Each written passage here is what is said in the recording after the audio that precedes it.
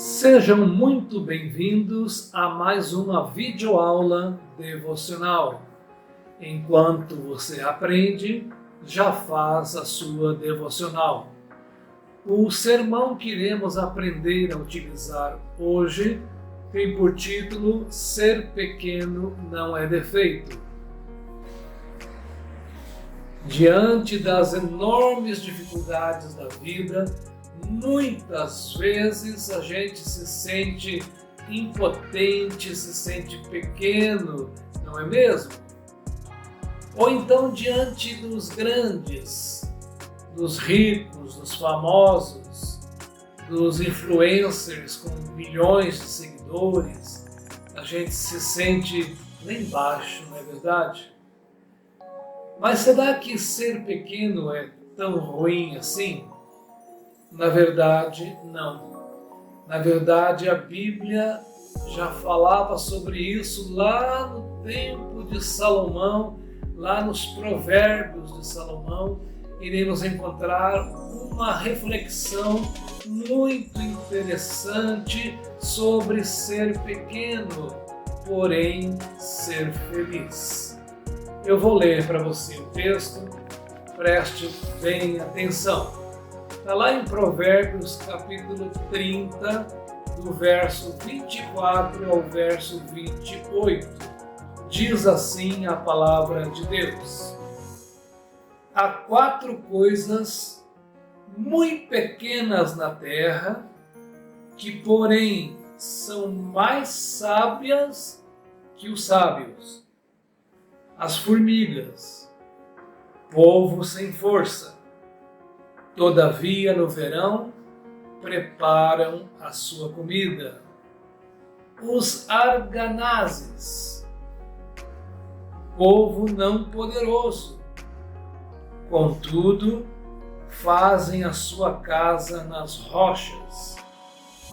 Os gafanhotos não têm rei, contudo, marcham todos em bando. O geco, que se apanha com as mãos, contudo está no castelo dos reis.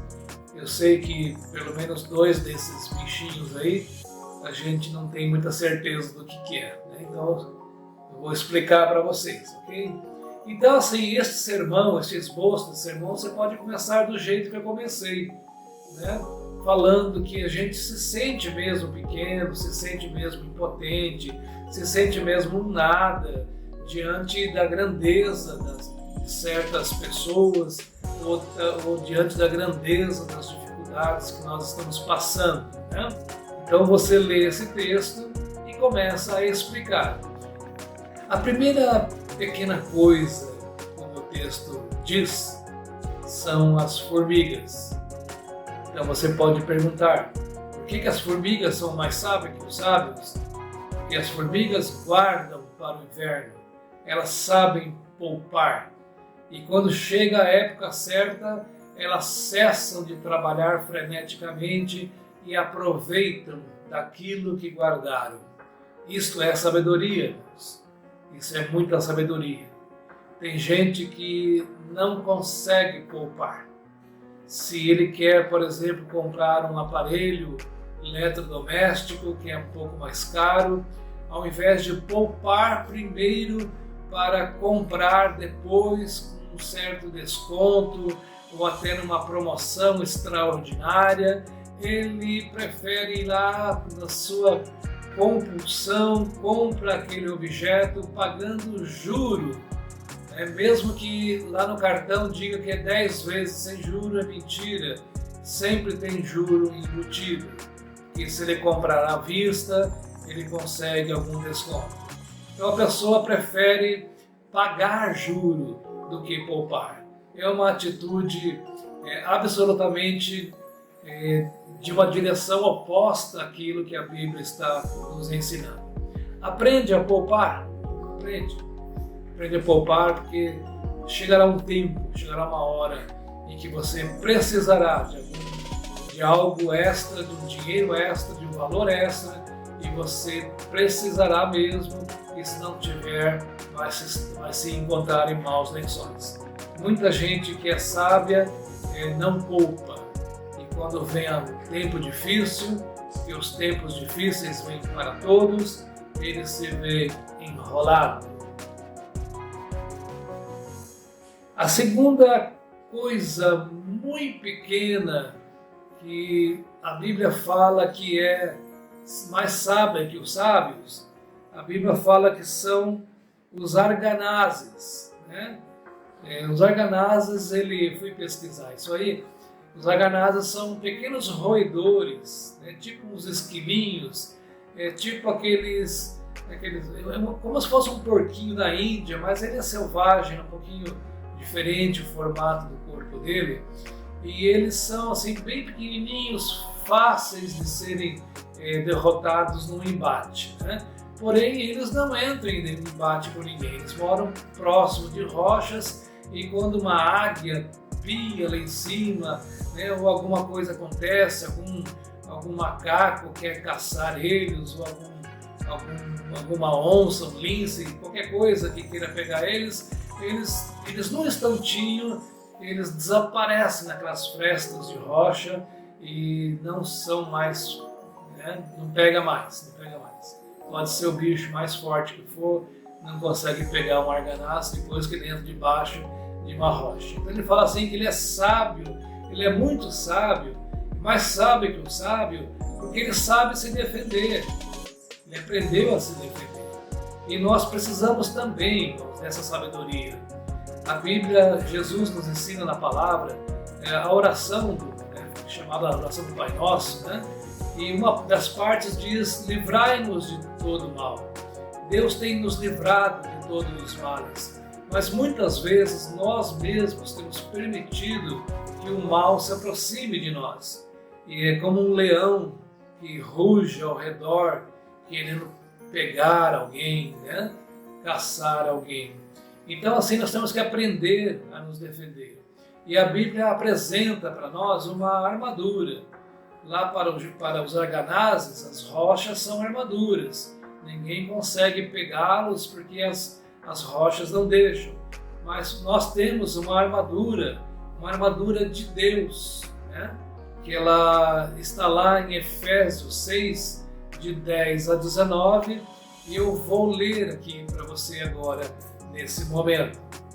Portanto, tomai toda a armadura de Deus para que possais resistir no dia mau e depois de terdes vencido tudo, permanecer inabaláveis.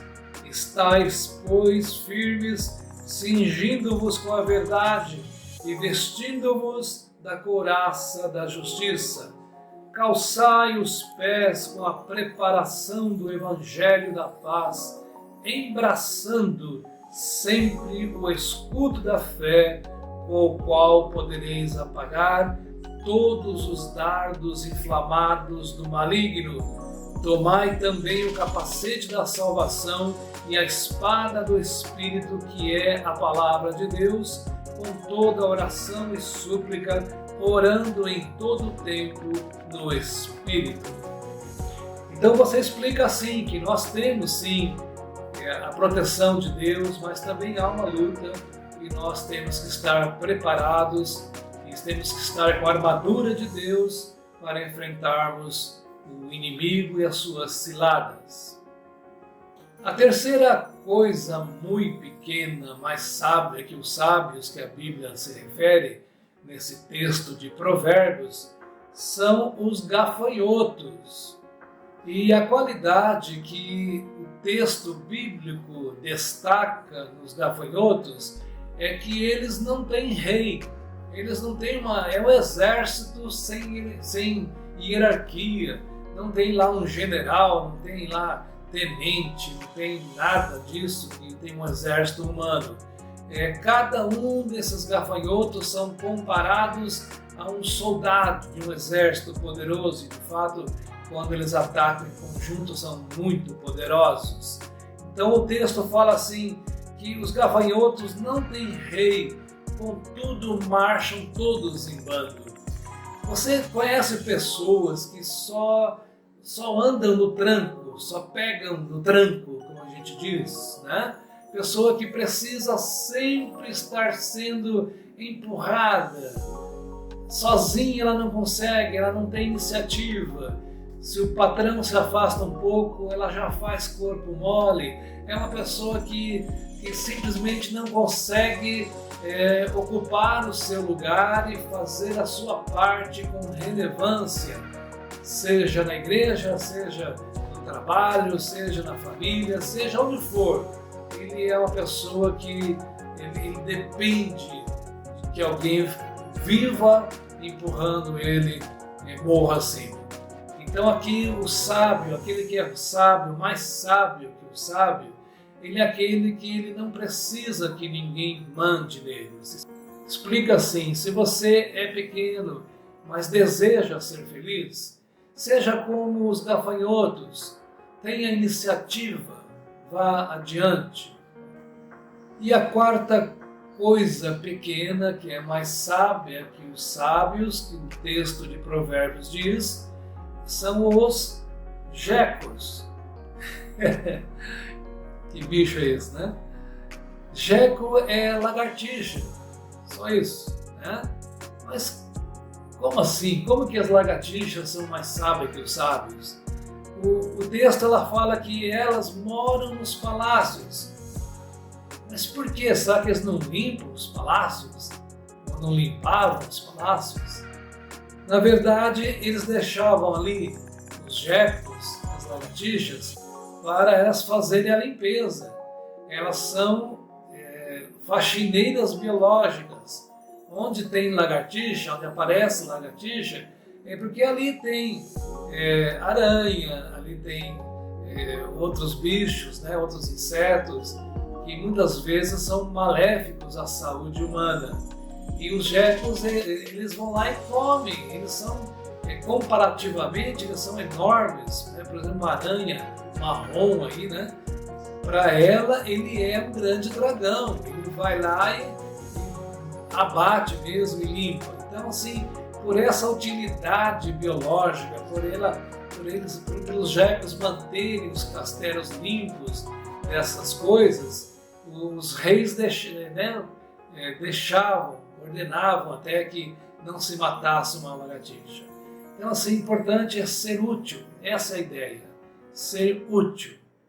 Irmãos, assim, é um esboço simples, muito bom de falar. Se você quiser colocar aí umas imagens, coloca ali a formiga, coloca ali o gafanhoto, coloca ali o arganaz, coloca ali o geco. Isso vai gravar muito na mente do povo. Você pode também embaixo de cada bicho colocar a palavra-chave: formiga, poupar, arganazes, se proteger, gafanhoto, trabalho em equipe, né? E geco, ser útil. Então a gente tem que aprender isso, né? Então vamos lá. Você vai explicar tudo isso. Agora, uma coisa muito importante, irmãos, né? A Bíblia não é um livro de autoajuda. O púlpito não é lugar para coaching, é a pessoa que ensina a vencer. Tudo isso tem que estar atrelado a Cristo Jesus.